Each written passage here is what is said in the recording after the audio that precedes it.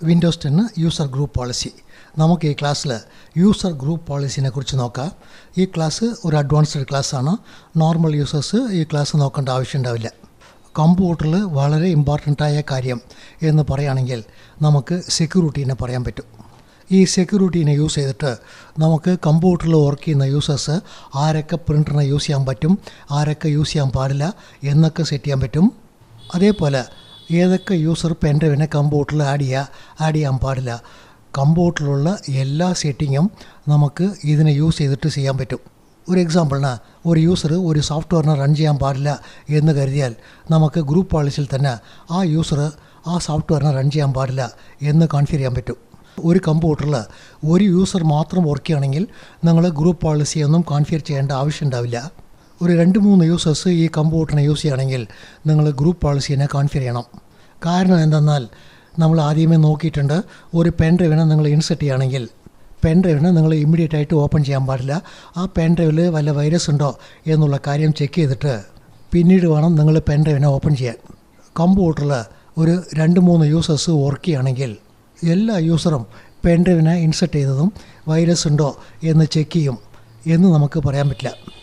കാരണം ചില യൂസേഴ്സിന് വൈറസ് പറഞ്ഞാൽ എന്താണ്, അതുകൊണ്ട് എന്തൊക്കെയാണ് പ്രശ്നം വരുന്നത് എന്നുള്ള കാര്യം അറിയും. പക്ഷേ ചില യൂസേഴ്സിന് വൈറസിനെ കുറിച്ച് യാതൊരു നോളജ് ഉണ്ടാവില്ല.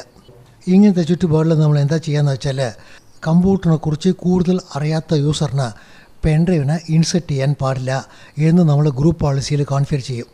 ഒരു എക്സാമ്പിളിന് ഈ യൂസറിന് കമ്പ്യൂട്ടറിൽ പെൻഡ്രൈവ് വർക്ക് ചെയ്യാൻ പാടില്ല എന്ന് കോൺഫിഗർ ചെയ്ത് കഴിഞ്ഞാൽ ഈ യൂസർ ലാഗിനായിട്ട് ഒരു പെൻഡ്രൈവിനെ ഇൻസെർട്ട് ചെയ്താൽ ഈ യൂസർക്ക് ആ പെൻഡ്രൈവിനെ ഓപ്പൺ ചെയ്യാൻ പറ്റില്ല. ഈ യൂസറിന് പെൻഡ്രൈവിനെ യൂസ് ചെയ്തിട്ട് അതിൻ്റെ അകത്തുള്ള ഒരു ഫയലിനെ കോപ്പി ചെയ്യണം എന്ന് കരുതിയാൽ വേറെ ഒരു യൂസർ അടുത്ത്, അതായത് അഡ്മിനിസ്ട്രേറ്റർ അടുത്ത് ആ പെൻഡ്രൈവിനത് കൊടുത്തിട്ട് പെൻഡ്രൈവിലുള്ള ഈ ഫയലിനെ എനിക്ക് കോപ്പി ചെയ്ത് തരണം എന്ന് ചോദിച്ചാൽ അഡ്മിനിസ്ട്രേറ്റർ പെൻഡ്രൈവിനെ ഇൻസെർട്ട് ചെയ്തിട്ട് അതിൻ്റെ അകത്ത് വൈറസ് ഉണ്ടോ എന്നുള്ള കാര്യമൊക്കെ ചെക്ക് ചെയ്തിട്ട് പിന്നീട് അതിനെ ഓപ്പൺ ചെയ്തിട്ട് ആ യൂസറിന് എന്ത് ഫയൽ വേണോ അതിന് അഡ്മിനിസ്ട്രേറ്ററാണ് കോപ്പി ചെയ്ത് കൊടുക്കുക. ഈ ഗ്രൂപ്പ് പോളിസിയിൽ എന്തൊക്കെയാണ് ഓപ്ഷൻ ഉള്ളത് എന്നുള്ള കാര്യത്തിനെക്കുറിച്ച് ആദ്യം കുറച്ച് ബേസിക്കായിട്ട് നോക്കാം. നിങ്ങൾ ഗ്രൂപ്പ് പോളിസീനെ ക്രിയേറ്റ് ചെയ്യുമ്പോൾ കമ്പ്യൂട്ടറിന് വേണ്ടി പോളിസീനെ ക്രിയേറ്റ് ചെയ്യാൻ പറ്റും. ഇതുപോലെ നമ്മൾ ക്രിയേറ്റ് ചെയ്യുന്ന പോളിസീനെ നമ്മൾ ലോക്കൽ കമ്പ്യൂട്ടർ പോളിസി എന്നാണ് പറയുക. നിങ്ങൾ ഈ പോളിസീനെ ക്രിയേറ്റ് ചെയ്യുകയാണെങ്കിൽ ഈ പോളിസീൻ്റെ അകത്ത് 2 ഓപ്ഷൻ ഉണ്ടാവും. ഒന്ന് കമ്പ്യൂട്ടർ കോൺഫിഗറേഷൻ എന്ന് ഓപ്ഷൻ ഉണ്ടാവും. ഇവിടെ തന്നെ നിങ്ങൾക്ക് യൂസർ കോൺഫിഗറേഷൻ എന്ന് പറഞ്ഞിട്ട് ഇനി ഒരു ഓപ്ഷനും കൂടി ഉണ്ടാവും. ഈ 2 കോൺഫിഗറേഷനും എന്താണ് വ്യത്യാസം എന്നുള്ള കാര്യം ബേസിക്കായിട്ട് നോക്കാം. ഈ കമ്പ്യൂട്ടർ കോൺഫിഗറേഷനിൽ തന്നെ നിങ്ങൾക്ക് 1000ഓളം സെറ്റിംഗ് ഉണ്ടാവും.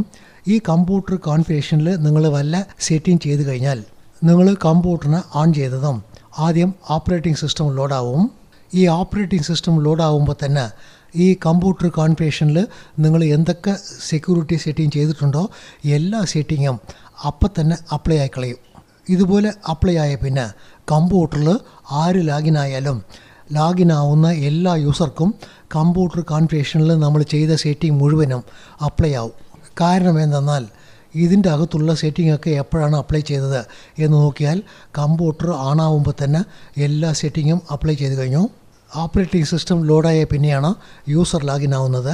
അതുകൊണ്ട് ഇനി അഡ്മിനിസ്ട്രേറ്റർ ലാഗിൻ ആയാലും നോർമൽ യൂസേഴ്സ് ലാഗിൻ ആയാലും ഈ സെറ്റിംഗ് എല്ലാം എല്ലാവർക്കും അപ്ലൈ ആവും. ഇവിടെ തന്നെ നമുക്ക് യൂസർ കോൺഫിഗറേഷൻ എന്ന് പറഞ്ഞിട്ട് ഒരു ഓപ്ഷൻ ഉണ്ട്. ഇപ്പം നിങ്ങൾ കമ്പ്യൂട്ടറിന് ഓൺ ചെയ്യുന്നുണ്ട്, ആദ്യം ഓപ്പറേറ്റിംഗ് സിസ്റ്റം ലോഡാവുന്നുണ്ട്. ഈ യൂസർ കോൺഫിഗറേഷനിൽ നമ്മൾ വല്ല സെറ്റിംഗ് ചെയ്യുകയാണെങ്കിൽ നമ്മളിപ്പോൾ ലോക്കൽ കമ്പ്യൂട്ടറിലാണ് പോളിസി സെറ്റ് ചെയ്യണത്. അതുകൊണ്ട് ലാഗിൻ ആവുന്ന എല്ലാ യൂസർക്കും ഈ പോളിസി അപ്ലൈ ആവും. ഈ യൂസർ കോൺഫിഗറേഷനിൽ നമ്മൾ ചെയ്യുന്ന സെറ്റിംഗ് എല്ലാം യൂസർ ലാഗിൻ ആവുമ്പോഴാണ് കമ്പ്യൂട്ടറിൽ അത് അപ്ലൈ ആവുക. ഇതുപോലെ ലോക്കൽ കമ്പ്യൂട്ടർ പോളിസീനെ നമ്മൾ എപ്പോഴാണ് ക്രിയേറ്റ് ചെയ്യുക എന്ന് നോക്കിയാൽ ആ കമ്പ്യൂട്ടറിൽ ആര് ലാഗിൻ ആയാലും ഈ വർക്ക് മാത്രമേ ചെയ്യാൻ പാടുള്ളൂ, ഈ വർക്കൊക്കെ ചെയ്യാൻ പാടില്ല എന്ന് കരുതിയാൽ ഇതുപോലെ ലോക്കൽ കമ്പ്യൂട്ടർ പോളിസീനെ ക്രിയേറ്റ് ചെയ്യും. ഒരു എക്സാമ്പിളിന് റിസപ്ഷൻ ഹാളിലുള്ള ഒരു കമ്പ്യൂട്ടറിൽ റിസപ്ഷനിസ്റ്റും കമ്പ്യൂട്ടറിൽ ലാഗിനായിട്ട് വർക്ക് ചെയ്യും. പുറമേ നിന്ന് വരുന്ന ഗസ്റ്റുകളും കമ്പ്യൂട്ടറിനകത്ത് ലാഗിനായിട്ട് മെയിലൊക്കെ നോക്കേണ്ട ഒരു ആവശ്യം ഉണ്ടാവും. അങ്ങനത്തെ കമ്പ്യൂട്ടറിൽ നമ്മൾ ആര് ലാഗിനായാലും പെൻഡ്രൈവിനെ ഇൻസെർട്ട് ചെയ്യാൻ പാടില്ല, കമ്പനി വാൾപേപ്പറിനെ ചേഞ്ച് ചെയ്യാൻ പാടില്ല. കമ്പ്യൂട്ടറിൽ ഇങ്ങനത്തെ സെറ്റിങ്ങൊക്കെ എപ്പോഴും ഉണ്ടാവണം എന്ന് കോൺഫിഗർ ചെയ്ത് കളയും. വിൻഡോസ് 10 ഒരു വലിയ അഡ്വാൻറ്റേജ് എന്തെന്നാൽ ഈ കമ്പ്യൂട്ടറിൽ ഒരു 2-3 യൂസേഴ്സ് വർക്ക് ചെയ്യുന്നുണ്ട് എന്ന് കരുതുക. ഒരു എക്സാമ്പിളിന് ബിറ്റ്നെറ്റ്സ് എന്നുള്ള അഡ്മിനിസ്ട്രേറ്റർ വർക്ക് ചെയ്യുന്നുണ്ട്. രാമു, ഗോപി എന്ന് 2 യൂസേഴ്സ് ഈ കമ്പ്യൂട്ടറിൽ ലാഗിനായിട്ട് വർക്ക് ചെയ്യുന്നുണ്ട്.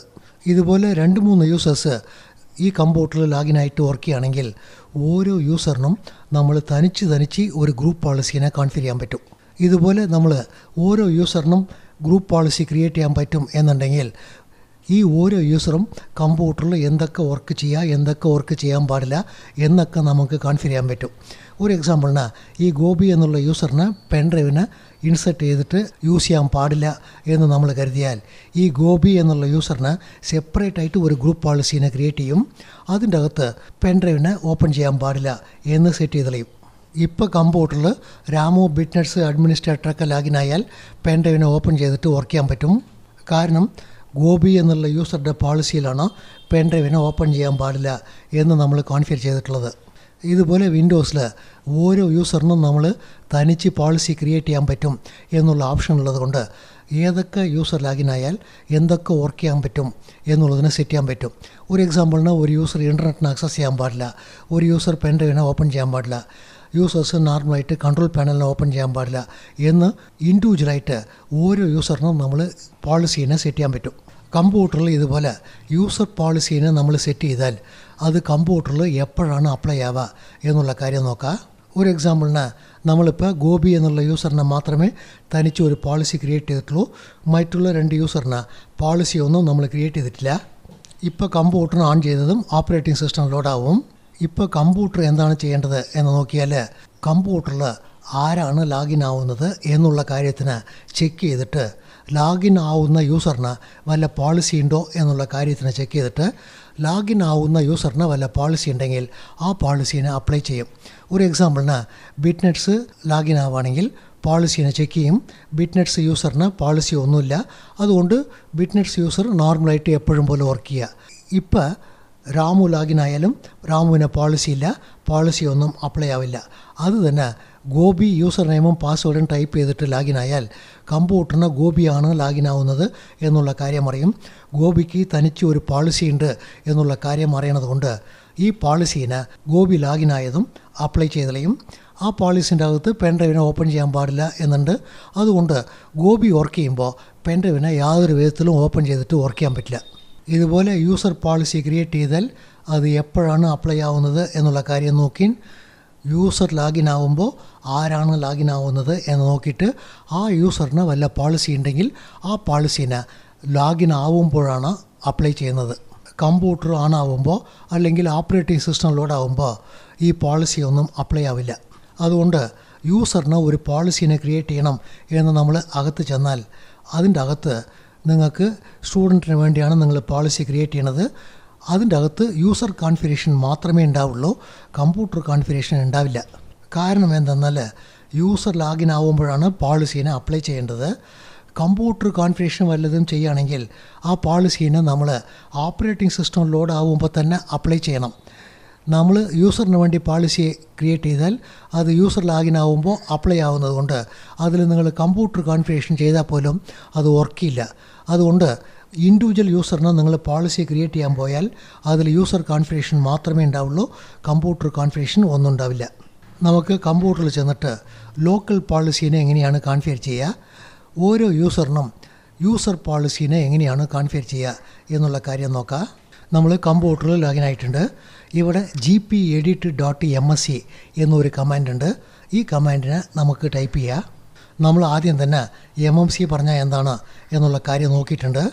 ഓപ്പറേറ്റിംഗ് സിസ്റ്റംകാർ MMCനെ ഓപ്പൺ ചെയ്തിട്ട് അതിൻ്റെ അകത്ത് ഗ്രൂപ്പ് പോളിസീനെ ആഡ് ചെയ്തിട്ട് അതിനെ സേവ് ചെയ്യുമ്പോൾ gpedit.msc എന്നുള്ള നെയിമിൽ സേവ് ചെയ്തിട്ടുണ്ട്.